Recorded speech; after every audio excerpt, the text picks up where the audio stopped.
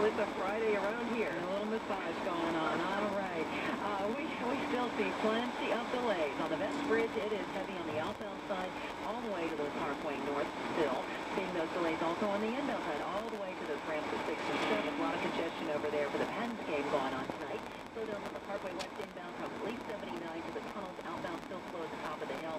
Slowdowns also on the Parkway East starting at the Boulevard of the Allies to the tunnels, and then out of the tunnels you still have delays from an earlier accident there around Swissvale. Also, that accident is at Brighton and Benton Road to watch for. Your next AAA traffic update at 6:06 from the Penn Information Center. Bonnie Diver, Pittsburgh's official traffic station, News Radio 1020 KDKA.